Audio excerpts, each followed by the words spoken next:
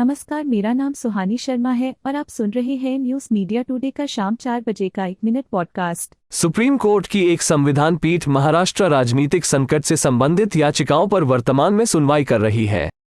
इस पीठ में CJI D.Y.. Chandrachud, justice MR. Shah, justice Krishna Murari, justice Hema Kohli और जस्टिस पी.एस. नरसिम्हा शामिल हैं। सुप्रीम कोर्ट में 23 फरवरी 2023 की कार्यवाही में उद्धव ठाकरे गुट की ओर से पेश हुए सीनियर एडवोकेट कपिल सिब्बल ने दलील दी कि इस राजनीतिक संकट में राज्यपाल की कार्रवाई असंवैधानिक रही है।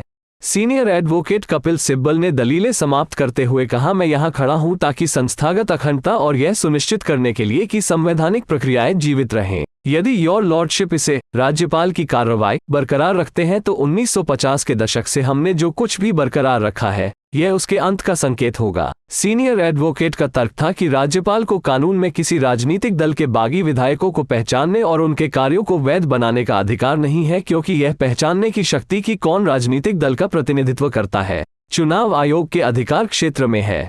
उन्होंने तर्क दिया कि तथ्य ये है कि राज्यपाल ने एकनाथ शिंदे को ऑडियंस दिया और उन्हें मुख्यमंत्री के रूप में शपथ दिलाई। राज्यपाल अपने द्वारा विभाजन को मान्यता दी, जो 10वीं अनुसूची के तहत वैध आधार नहीं है। कपिल सिब्बल ने दलील दी कि यह ऐसा चरण नहीं है जब सरकार चुनी जा रही हो, यह ऐसा चरण था जब चुनी हुई सरकार चल रही होती है। सीनियर एडवोकेट सिब्बल ने राज्यपाल की विवेकाधीन शक्तियों के बारे में विस्तार से बताया और कहा कि नबाम रेबिया के फैसले के अनुसार राज्यपाल के पास केवल संविधान के अनुच्छेद 371, अनुच्छेद 200 और अनुच्छेद 356 के तहत उत्पन्न स्थितियों में विवेकाधीन शक्तियां हैं और उन मामलों में जहां चुनाव के बाद सरकार का गठन प्रारंभिक चरण में था।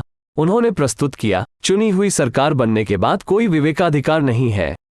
यदि अविश्वास प्रस्ताव आता है या सरकार गिरती है तो राज्यपाल के पास विवेकाधिकार होता, लेकिन एक राज्यपाल अपने कार्य से सरकार को नहीं गिरा सकता।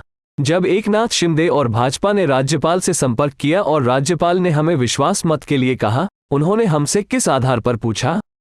उन्होंने स्पष्ट रूप से 39 को पहचान लिया, अन्यथा उन्होंने हमसे विश्वास मत के लिए नहीं कहा होता। अगर संस्थागत निर्णय लेने की प्रक्रिया में इस तरह की हेराफेरी की जाती है तो मैं नहीं जानता हम कहां जाएंगे। सिब्बल ने आज अपनी दलीलें पूरी की। मिलते हैं अगले बुलेटिन में। आप सुनते रहिए न्यूज मीडिया टुडे रेडियो।